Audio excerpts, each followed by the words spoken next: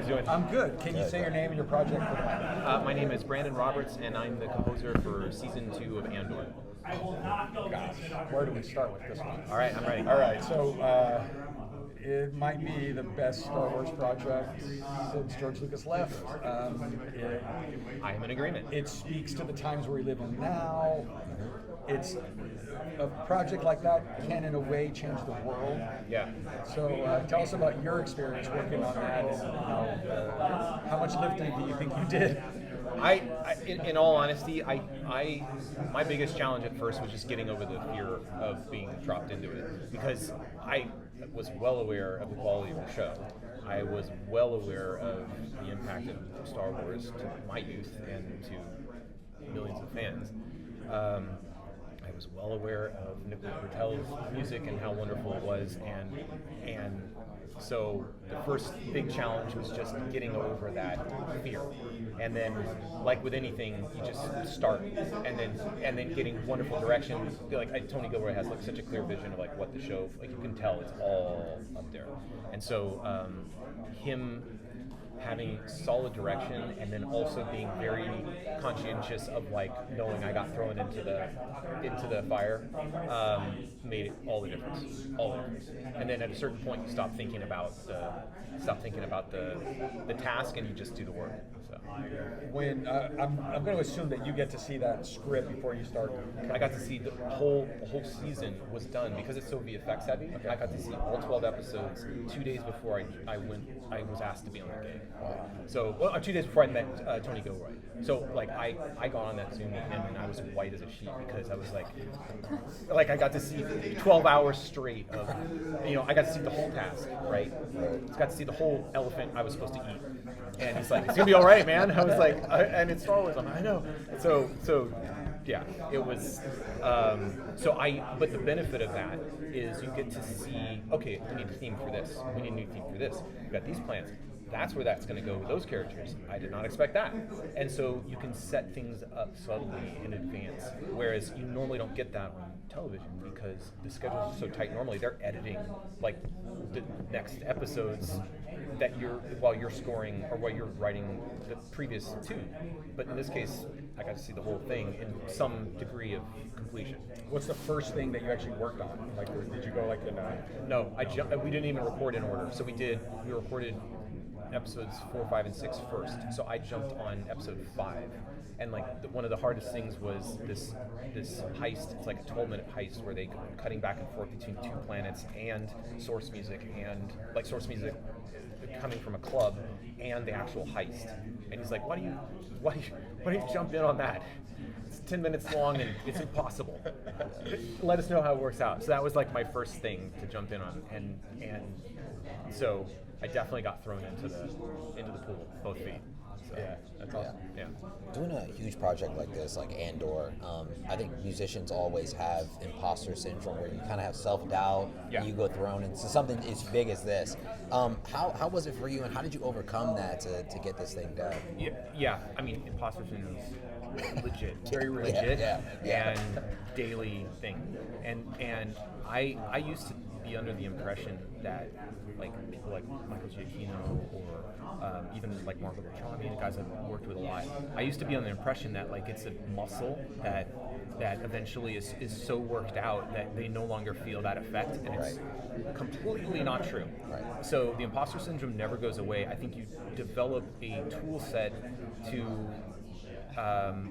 better cope with it and maybe push it to the back of your mind. And it's sure it's different for every composer or every artist, but just speaking for me, the best thing for me to do is just jump in and try stuff, and then to allow myself a period of time to write crap. So I do like my experimental time, and my poor wife, I walk in and she's like, how was it? I was like, it's horrible. Nothing, right? Day 2. Oh, it's even worse. So, but eventually by, somewhere in that week or 2 weeks or whatever, you start to slowly grab little cells and nuclei that become the core of the score. And so all those missteps wind up actually being a path you had to go on. But again, the only way that happens is if you just jump in. And I had to jump in a little faster, obviously, on this one, but that was still the approach. Yeah. So. In creating a project like this, like Star Wars, and referencing back to your childhood, was there any references to previous shows or movies that you used for this particular score? Definitely Born Identity, ironically. I mean, Okay. it's not, I wouldn't call that a show of my youth, or a Yeah, movie no. of my youth, but I think, like, I borrowed like kind of the musical palette. I thought it was so cool, like the espionage stuff, like adding in a bunch of hand percussion and there wasn't a ton of espionage going on in season 2. Right. So when it happened, and it happened after some very heavy emotional episodes, it was nice to kind of make things more lighter and more energetic. So I borrowed a lot from that palette, and I borrowed from John Barry. So there's like a few big John Barry kind of James Bond moments that we just, for some reason, are like, wow, this can actually handle it. You know, big, broad, like we're on the beach, you know, and in this new location, you know, spying on people. Yeah. So, but definitely there was no borrowing from other Star Wars projects, ironically, other than season 1 material. Right. So, yeah. Were you little disappointed there was no lightsabers in Jedi? No, and you know what? I was hoping. This is my biggest fear as I was watching that night or that day when I was watching all of them. I was like, I was worried they were gonna have a Darth Sidious or a Palpatine cameo, and as much as I like the concept of it, I think it would actually pull away from how grounded the story was, and I felt the same way with the lightsabers. So when the Force healer first shows up, I was like tread lightly, and then they did, and so I was actually, as much as I love seeing decapitations and hands cut off with lightsabers, I was glad they didn't go that path. So, yeah. You mean like because it would have taken you out of the moments, or do you think because musically it's just so different? I don't think, this is my personal opinion, I think the show is so grounded, and they've established that they're not losing those elements, that I think it would have taken away from the story at that point. So it would have been such a change to do in season 2 that I think it would have been abrasive. Would have been cool, of course, but I think it would have been cool at the expense of that tight story he was telling. I think it also, I mean, if you lead into the Rogue One movie, we finally do get Darth Vader. Yeah, exactly. I mean, right? I mean, exactly. If you treat this whole thing as a 12-hour thing or whatever, right, you finally do get it, and it's kind of works out beautifully. Yeah, I agree. Yeah, I agree. Sure, why not? Yeah. Andor, Star Wars fandom is there's always loud squeaky wheels.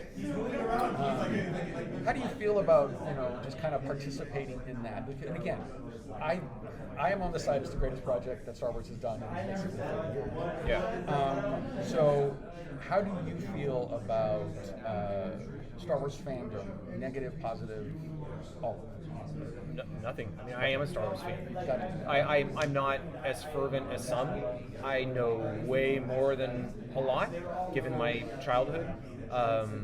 But I don't have I've only had positive experiences with it. I had, obviously, people were vocal about what happened to Nicholas Bertel, which I get. I mean, I had the same feeling coming, but everyone's been so lovely.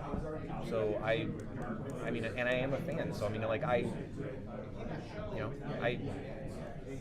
it's been great. I don't have anything negative to say about it. Awesome. Yeah. You being a Star Wars fan for so many years, do you have a top Star Wars movie? And Yes. also what is your bottom Star Wars movie? This is dicey, sorry. Due to who my employer is, I will refrain from naming my bottom. Okay, all right. I will say I'm of the opinion that, and this could be it. This could end the whole career right here. He's softening. Yeah. I'm gonna go with number 1 is Empire Strikes Back. Okay. I would then skip back to A New Hope. Okay.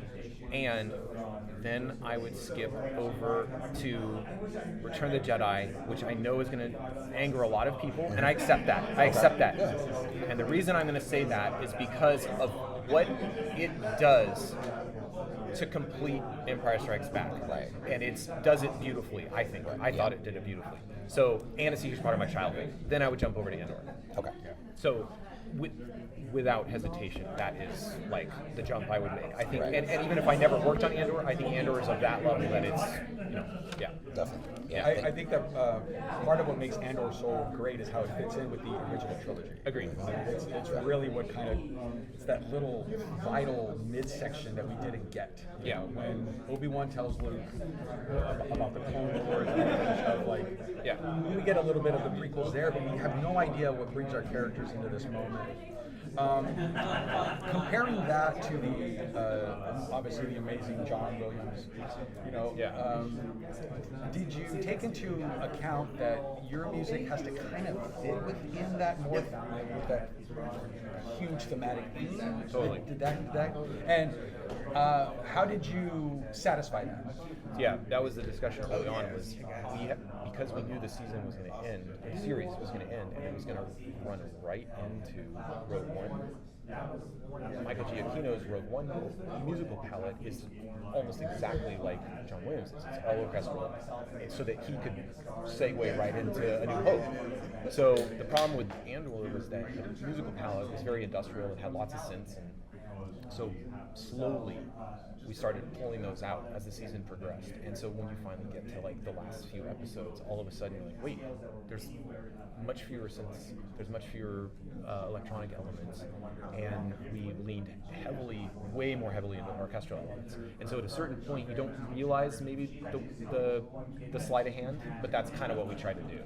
And so by episode 12, like that big send-off when you see the ship fly away, it's like full-on orchestra, traditional Star Warsian, Star Wellian.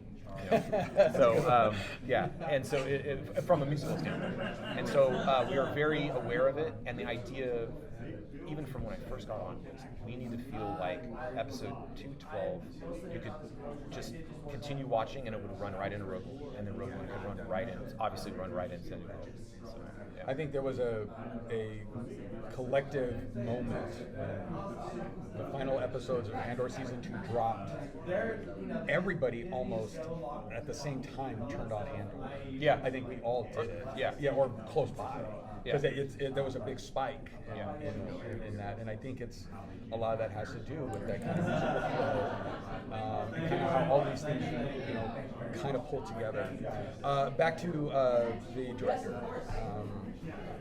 How involved is he on the musical side? Very. So Tony Gilroy is like full-on musician, amazing guitarist, amazing singer, was in a band, was in a band, but like toured and all this. He would come out for like, after we got the music to a semi-decent place on my own, he would come out, fly out, and for 3-4 days he would just sit right next to me and we'd go cue by cue. Let's try this, let's do this, and fine tune it all.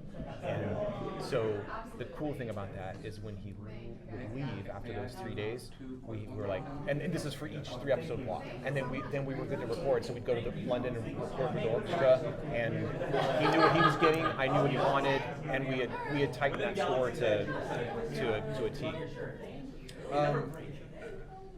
I'm not good enough with this. My ear can't really hear it, but do the 3 different, the little mini movies? Yeah. Do they all have their particular musical motif? Yeah, but it's more dictated by the needs of where the characters are now. So, for example, there's a leap, and then you might introduce new planets. Mm-hmm. So that has a huge effect on there's new thematic material because of the planets, or the characters are in a different spot, so the themes are going to change slightly. So that time jump. You're talking about the time jump in between the sections, right? Yeah. So the time jump significantly, but it was kind of nice because it was a palette cleanser, musical palette cleanser. So obviously I retained thematic material from before, but it was cool. Thank you. Yeah. I appreciate it. Thank you so much. Okay. Hey, man, thank you for Absolute that work. pleasure. That's fantastic. Thank you so much. Thank I you. appreciate it. Pleasure. Thank you so much. Thanks. A pleasure. Thank you. You guys have a good day. You as well. Thank you. Thanks.